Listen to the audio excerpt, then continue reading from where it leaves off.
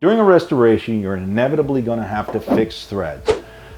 Don't reach for your tap and die set. That is not the right tool to clean threads. It is designed to cut new threads into a bare hole. A thread chaser is designed to clean threads, so it is less intrusive.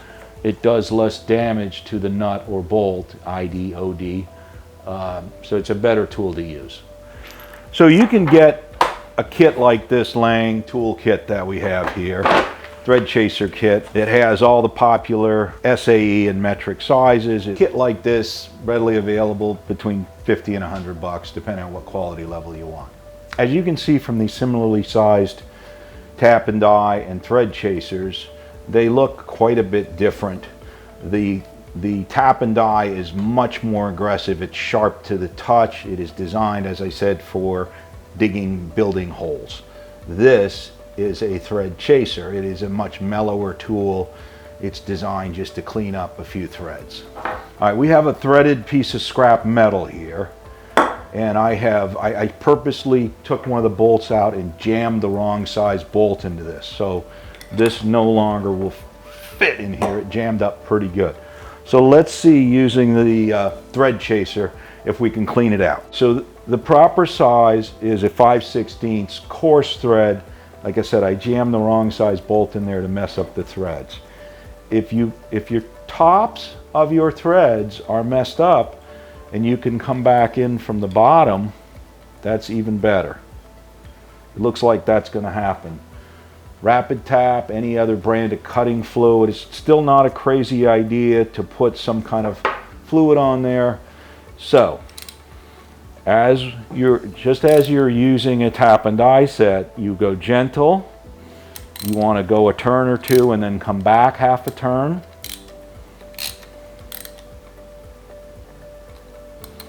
This does seem to be working even though I don't have a vise.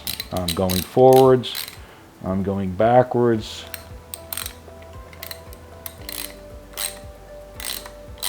And voila.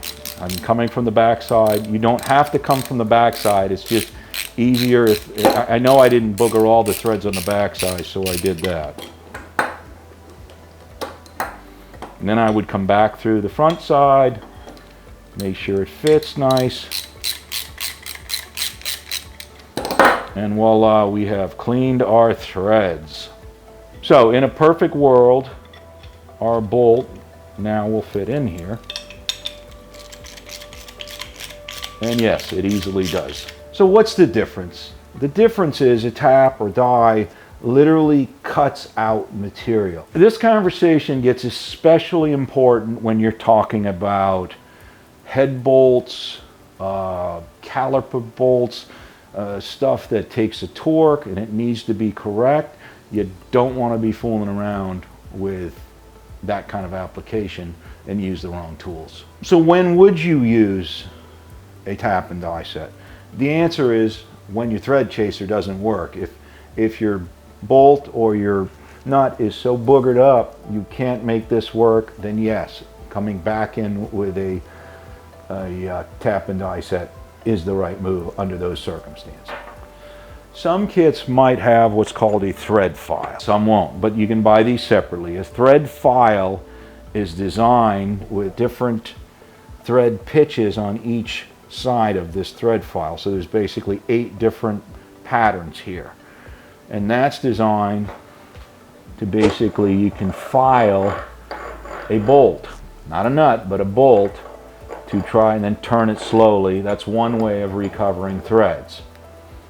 Generally, you don't need one of these if you have the thread chaser, but it is an option. It is something you'll see out there. So we have fixed some threads.